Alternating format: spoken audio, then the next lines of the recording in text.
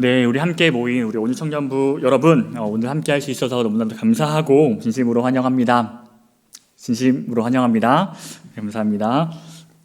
네, 이제 하나님의 말씀을 같이 읽도록 하겠습니다. 오늘 하나님께서 저희에게 주신 말씀은 사도행전 5장 1절부터 11절까지 말씀입니다. 사도행전 5장 1절부터 11절까지 말씀을 우리 함께 번갈아 가면서 읽도록 하겠습니다.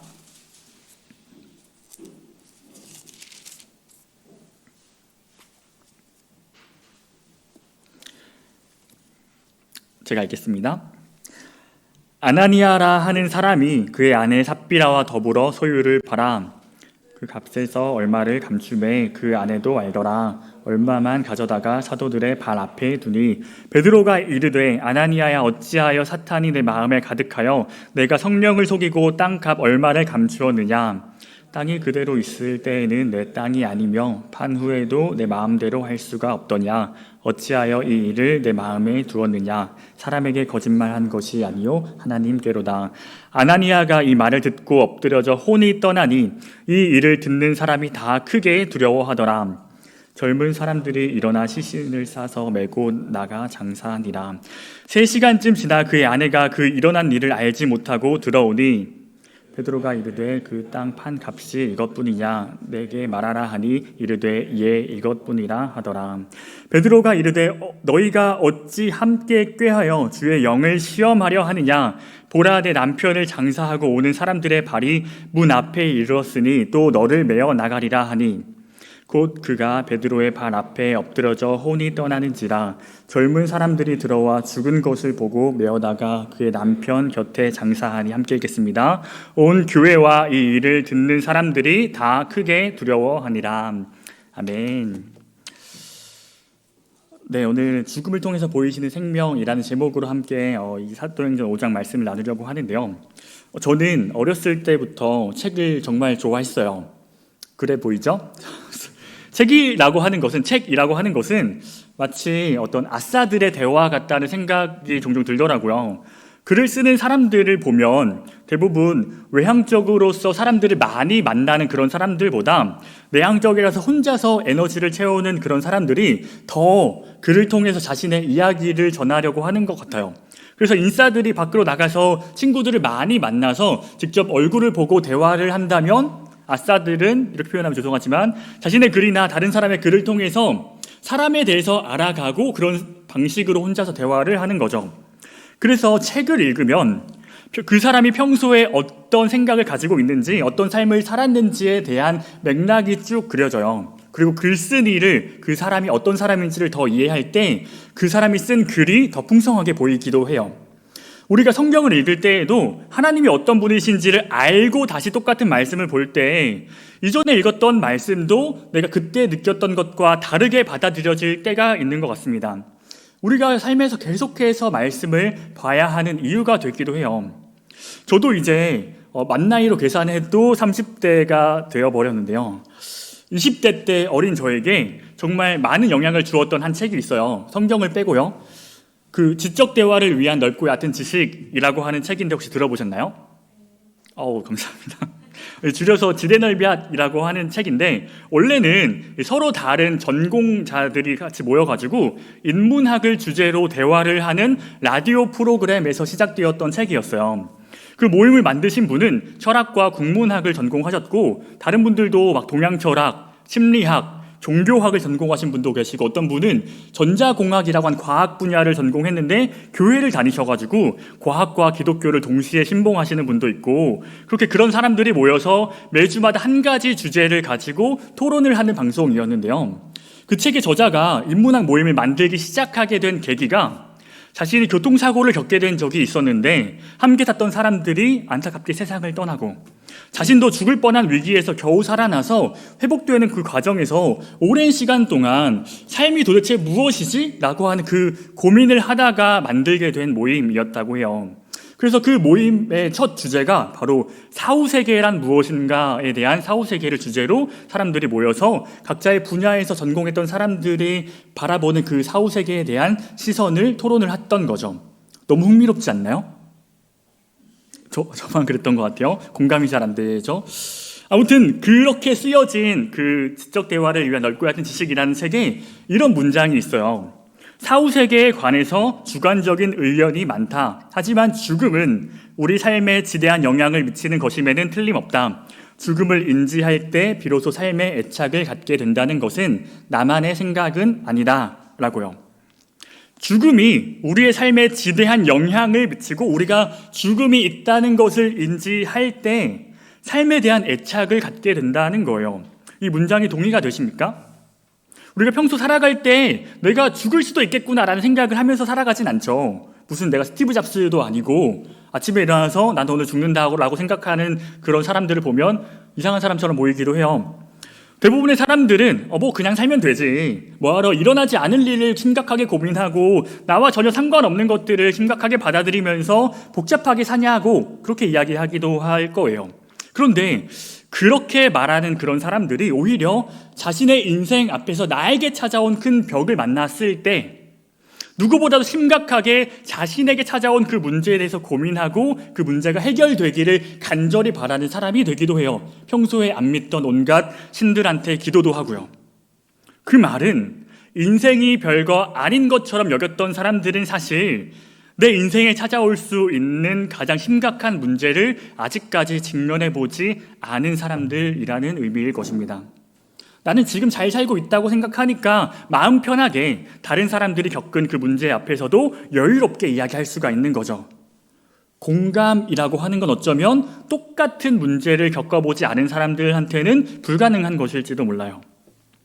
그렇다면 우리의 인생에서 가장 쉽게 찾아올 수 있는 가장 심각한 문제가 뭘까요? 두말할 거 없이 죽음이라는 문제일 것입니다. 사랑하는 가족의 죽음이라든지 아니면 내가 죽을 수도 있는 문제, 단순하게 먹고 사는 것과 직결되기도 하고 세상이 돈을 우상으로 삼는 이유가 되기도 해요. 앞서 수많은 사람들이 이 죽음이라고 하는 것에 대해서 이야기를 한 것처럼 죽음은 우리의 삶을 가장 확실하게 바꿔놓을 수 있는 기회가 되기도 하는 것 같아요. 물론 이미 죽은 사람의 삶을 바꿀 수는 없겠죠. 그 죽음 가까이에 있는 사람들의 인생이 달라지는 거예요. 오늘 우리가 읽은 성경 말씀을 보면 아나니아와 그의 아내였던 삽비라에 대한 이야기가 등장합니다. 그리고 우리가 읽었던 것처럼 성경에서는 그 두 사람이 죽었다라고 기록되어 있어요. 우리 같은 말씀을 읽었는데 여러분들이 생각하기에 이 두 부부가 죽게 된 이유가 무엇인 것 같아요? 왜 이 두 부부는 이 성경에서 죽을 수밖에 없었을까요? 사람들이 가장 많이 이야기를 하게 되는 게 돈 때문이었다라고 생각하기가 쉽죠. 그래서 우리가 1절 말씀을 다시 보면 아나니아가 그의 아내와 함께 자신의 소유를 팔았습니다. 자신의 소유를 팔았어요. 그리고 2절에서 보는 것과 같이 아내와 함께 그 땅을 판 돈의 일부를 숨겼고 일부는 교회에 주었죠. 그들이 자신의 소유를 판 이유에 대해서는 성경에서 구체적으로 등장하지 않아요. 근데 사도행전의 맥락을 좀 살펴보면 2장에서 어땠나요? 사람들이 베드로의 설교를 듣고 믿는 사람들이 함께 모였을 때 모든 물건을 나눠 쓰고 자신의 재산과 자신의 소유를 팔아서 필요한 사람들에게 나누어 주었다라고 이야기했었죠. 한 몸이라고 하는 공동체의 가장 이상적인 모습이었던 거예요. 형제 자매의 부족함을 내 부족함과 똑같이 여겨서 내 것을 나눠주어도 아깝지 않고 그들의 마음이 공동체를 향해 있는 모습이었어요. 함께 모여서 말씀을 듣고 교제하고 먹고 기도하는 그런 모습을 통해서 그들의 마음이 공동체를 향해 있는 그런 모습이었어요. 이때는 3,000명이 넘는 사람들이 모여 있었는데 3장에서 베드로가 성전 앞에서 걷지 못하던 그 사람이 하나님의 자비를 돈을 바라고 있을 때 그가 예수 그리스도의 제자가 되기를 소망했던 베드로가 그 돈을 줬던 것이 아니라 그를 일으키고 사람들에게 기적을 보여주면서 2장에서 설교했을 때와 똑같이 이야기했어요. 그때 베드로가 뭐라고 설교했는지 기억나세요? 너희가 바로 예수 그리스도를 십자가에 못 박았던 죄인들이었다. 기억하시죠? 그 말을 듣고 또한 믿는 사람들이 다시 5,000명이 넘게 늘어났다고 해요. 우리가 4장을 보진 않았지만 다시 한번 그 공동체의 마음이 어땠는지를 돌아보고 있는데요. 우리 4장 32절 말씀을 한번 볼까요? 4장 32절입니다. 제가 읽을게요. 믿는 무리가 한 마음과 한 뜻이 되어 모든 물건을 서로 통용하고 자기 재물을 조금이라도 자기 것이라 하는 이가 하나도 없더라. 믿는 사람들은 그렇게 한 마음과 한 뜻이 되었습니다. 그들의 마음이 함께 돈을 모으자가 아니었어요. 그들이 한 마음과 한 뜻이 되었을 때 그들의 관심이 내가 아니라 공동체를 향한 관심이 더 커진 거예요. 그러니까 내가 먹고 사는 문제, 그것을 위해서 살아가는 것이 아니라 내 주위에 있는 형제 자매에게 시선이 향하고 어려운 사람들, 힘든 사람들을 돕는 것을 자발적으로 선택했던 모습이었던 거죠. 34절과 35절에서는 그렇게 사람들이 자발적으로 교회에 돈을 모으니까 그 공동체 안에는 가난한 사람이 없었다라고 합니다. 시선을 나에게 두지 않고 공동체를 향하니까 자연스럽게 사회의 전반적으로 고질적인 문제였던 가난에 대한 문제가 사라졌어요. 구약시대 율법을 보면 우리가 흔히 아는 희년 제도나 여러 가지 땅이나 재산과 관련된 하나님의 법이 있는데, 하나님의 법은 그 율법을 지키는 공동체 안에서는 이렇게 그 먹고 사는 그 문제, 그 생명에 대한 걱정 없이 자유할 수 있는 법을 만들어 주셨단 말이에요. 그러니까 율법을 함께 지키는 공동체가 커지면 커질수록 다툴 일이 생기지 않고 먹고 살 수 있는 생명에 관한 문제에서 해방될 수 있는 거죠. 그런데 사람들의 욕심은 그렇지 않았어요. 그 법을 어떻게든 피해가려고 하고 법의 허점을 피해서, 그런데도 나는 그 법을 지켰다라고 말하고 법으로는 나를 심판할 수 없다고 생각하죠. 겉으로는 그 법을 지켰다라고 말할 수 있어도 이미 마음으로는 그 법을 어긴 셈인데도 부끄럽지 않고 떳떳해질 수 있는 거예요. 그러니까 사회에, 지금의 우리 사회에 이 가난에 대한 문제가 끊이지 않죠. 아무리 법으로 공공재산을 모으고 공산주의처럼, 아니 적극적인 사회주의라는 이름으로 복지를 크게 늘려서 부의 재분배를 위해서 힘쓴다고 해도 사람이 공동체가 아니라 자기 자신에게 그 시선이 향해 있다면 어떤 좋은 법을 만들어도 사람의 마음을 움직일 수가 없다는 거예요. 그렇기 때문에 돈이나 법에 대한 문제가 아니라 사람의 마음의 문제가 훨씬 더 크다는 거죠.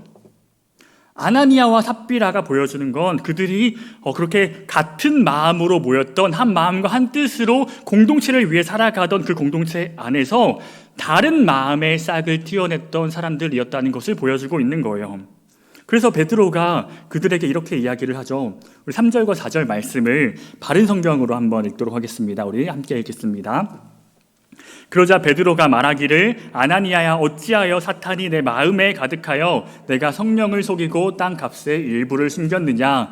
땅이 내게 있을 때에도 너의 것이었고 팔렸을 때에도 내 마음대로 할 수 있지 않았느냐? 어찌하여 이 일을 내 마음에 두었느냐? 너는 사람들에게 거짓말한 것이 아니라 하나님께 거짓말한 것이다. 베드로가 어떻게 그 일을 알았는지, 그의 마음을 알았는지는 모르겠어요.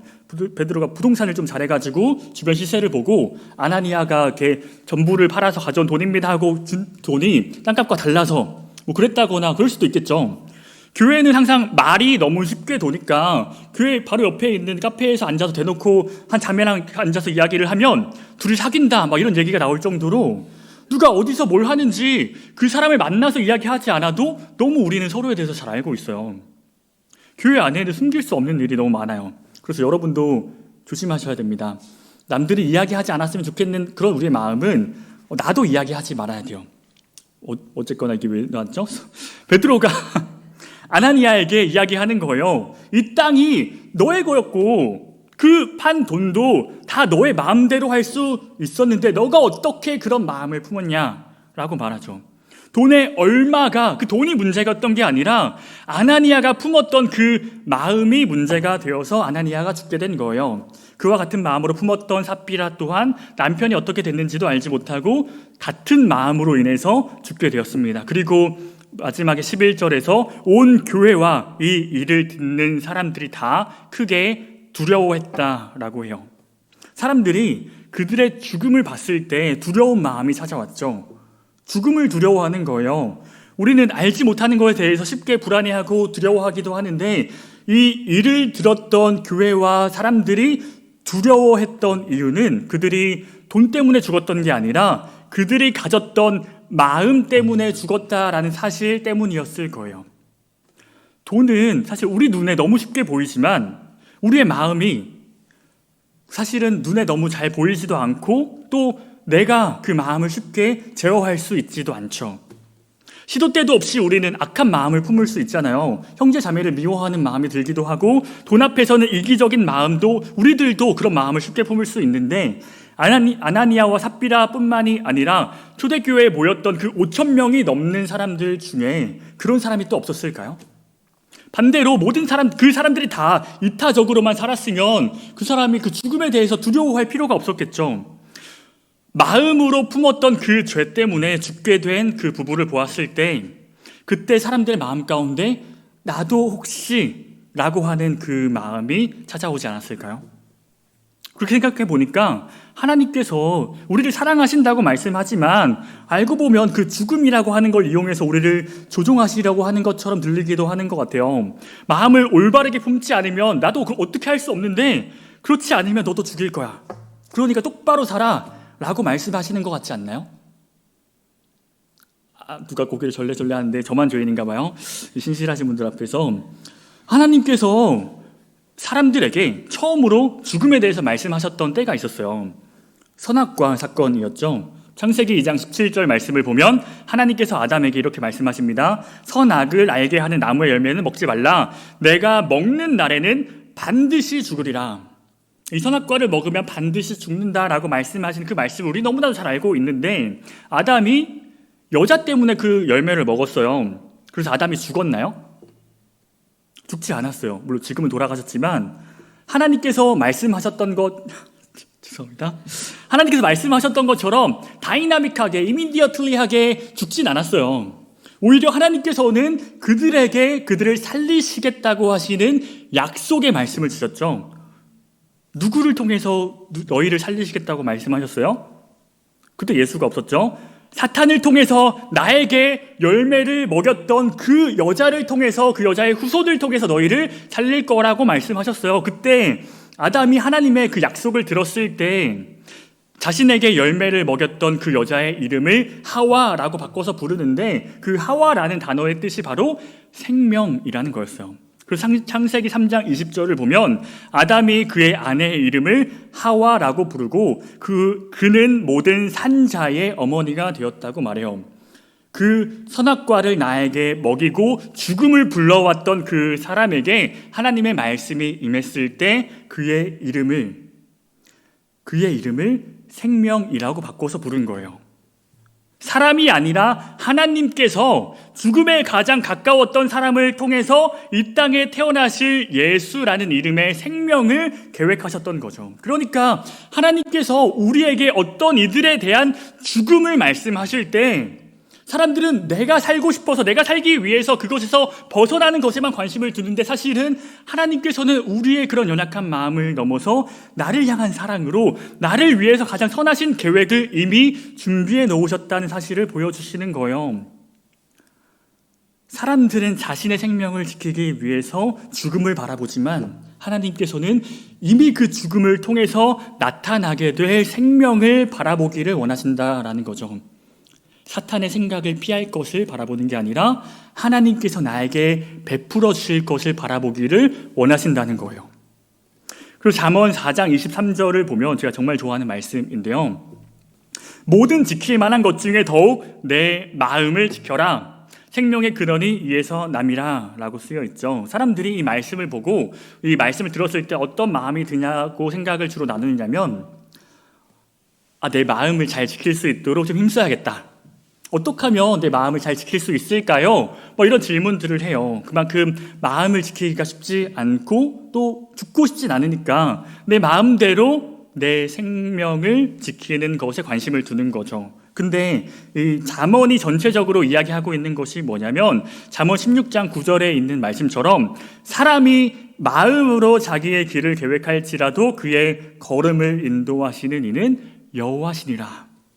사람이 마음으로 자기의 죽음을 이겨내보고자 열심히 계획도 세우고 어떻게 그 마음을 지킬 수 있을지 고민도 하고 방법도 찾아내지만 결국에 그 마음을 인도하시는 분은 하나님이시라고 하는 그 지혜를 전달해주고 있는 거예요. 그러니까 생명을 향한 지혜라고 하는 것은 우리들이 죽음을 바라볼 때, 내 마음을 바라볼 때 생겨나는 것이 아니라 죽음으로 우리의 생명을 살리신 그 생명을 바라볼 때, 그분의 마음을 바라볼 때 생겨난다는 거예요. 이 사도행전 말씀을 통해서 아나니아와 삽비라의 죽음을 바라보는 우리의 시선이 그들의 죽음이 아니라, 그들의 마음이 아니라 앞으로 살아갈 사람들을 살리시기 위한 그 생명의 주권자이신 하나님의 마음을 바라볼 때, 우리가 한 마음 한 뜻으로 우리의 주님이 되신 그 예수님의 마음을 품을 때 우리는 죽음 너머에 있는 진짜 생명의 의미를 발견하게 된다는 것입니다.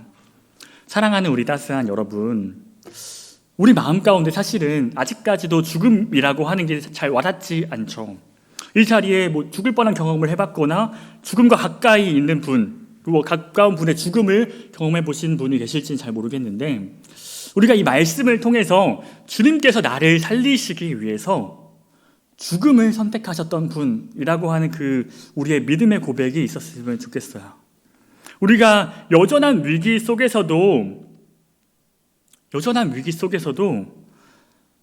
나의 죽음에 대한 두려움을 보는 게 아니라 나를 살리신 분의 죽음을 인해서 내가 받게 될 그 생명을 향한 소망이 있었으면 좋겠습니다. 제가 전에 사역하던 교회에 함께 이제 교사로 섬기던 한 자매가 있었는데, 아까 커피 마신다고 사귄다고 오해받았던 그 자매였어요. 제가 지난달에 그 자매의 어머니의 장례식을 다녀왔었는데요.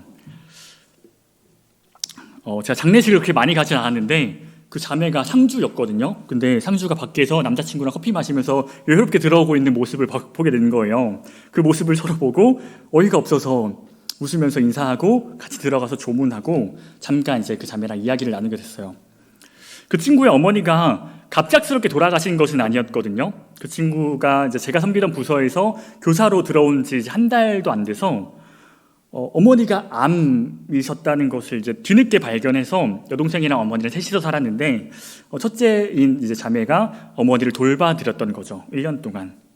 그래서 초등부 예배를 섬기겠다고 결단하고 한 달이 안 돼서 1년 동안 예배를 5번도 안 나간 것 같아요. 처음에는 그런 상황이 되었으니까 저 못할 것 같아요, 전도사님, 이렇게 말하고 너무 죄송하다고 저 이제 이렇게 쉬고 싶어요, 이런 이야기를 했었는데요. 저는 그래도 어떻게 될지 모르니까 좀 같이 이제 예배 못 나와도 괜찮고 나 안 도와줘도 괜찮으니까 우리 함께 기도할 수 있게 소식도 나눠주고 교사 공동체 안에서 그렇게 함께 했으면 좋겠다라고 이야기를 했거든요. 그 친구는 1년 내내 저한테 미안해하고 부담을 갖고, 저는 그래도 괜찮다고 하고 이제 끝까지 붙잡았어요. 처음에 그 어머니 소식을 알게 됐을 때 지난달에 선생님이랑 돈을 모아서 이제 돕기도 하고, 이제 올 때마다 같이 기도하고, 저랑 카페에서 이야기하다 사귄다 오해도 받았지만 남자친구도 생기고, 그런 씨름을 하다가 1년 동안 그렇게 지내다가 어머니를 먼저 하늘로 올려보내게 되었을 때, 장례식장에서 그 이야기를 나누면서 우리 자매가 그런 마음들을 나눠주는 거예요. 이 친구가 어렸을 때 엄마랑 둘이서만 교회를 다녔어요. 그렇게 이제 믿음이 좋고 성실했던 친구가 아니었던 거죠. 엄마 손에 이끌려서만 갔던 그런 친구였어가지고 교회에 오는 복장도 항상 지적을 당하고, 주변 사람들이 이 자매를 바라보는 시선도 그렇게 좋지 않았거든요. 그런데도 이 친구가 이제 엄마를 따라다니면서 엄마의 신앙을 보면서 자라게 되고, 엄마 때문에 교회 안에서 공동체와 만나게 되고, 그런 공동체가 되기 위해서 힘쓰고 있는 여러 사람들의 모습을 보면서 그래서 그동안 함께했던 그 시간들이 정말 감사했습니다, 이런 이야기를 나누기도 하고, 이제는 자신이 그런 돌아가신 엄마의 모습을 닮아서 내가 이제 신앙의 1세대가 되어서 믿지 않는 동생도 데려오고 앞으로도 그런 생명의 삶을 소망하게 되었습니다, 이런 이야기를 나누게 되었어요. 죽음이라고 하는 여전한 아픔과 막막한 두려움 속에서 그가 남긴 새 생명은 다른 사람들에게 전달되었던 거였어요. 사람들에게 생명의 증인이 되기를 소망한다는 거였어요. 그게 그 자매의 삶을 변화시키시는 과정이었던 거죠.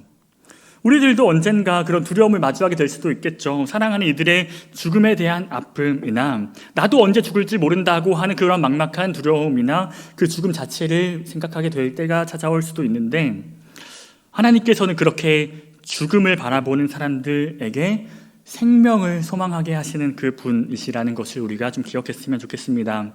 많은 사람들이 그 두려우신 하나님의 심판으로 인해서 지금도 죽어가고 있을 때, 나는 여전히 살아서 그 모습을 지켜보고 있다면 나도 언제 죽을지 모르는 그런 두려운 마음을 마주하는 것이 아니라 내가 여전히 이 땅에 남은 자로서 하나님께서 지금도 나를 생명으로 부르시고 계시다는 그 사실을 우리가 먼저 떠올려 봤으면 좋겠습니다.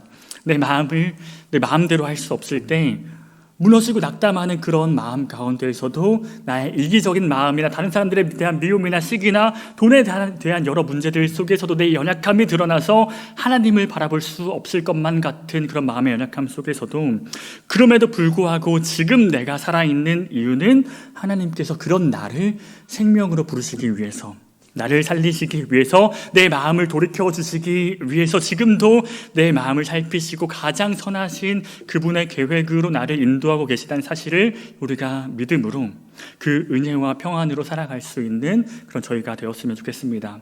그냥 우리가 이 땅에 살아있다는 것, 그것 하나가 우리의 마음의 위로가 되는 것을 경험하고 하나님께서 그렇게 나도 구원하실 것을 기대하고 소망하는 마음으로 살아가는 저와 우리 여러분들 되었으면 좋겠습니다. 우리 이제 함께 찬양하고 기도했으면 좋겠는데요. 우리 마음이 때때로 연약하고 부족해 보여도 하나님께서 그 마음을 가장 선하게 이끌어 주시는 분이시라는 것을 우리가 함께 고백했으면 좋겠어요. 우리의 생명을 위해서 우리가 해야 될 것은 내 마음이 아니라 그 하나님을 기대하고 소망하는 것, 아버지께 구하고 아버지를 찬양하는 것임을 기억하면서 우리 함께 기뻐진 삶을 짓되 찬양하도록 하겠습니다.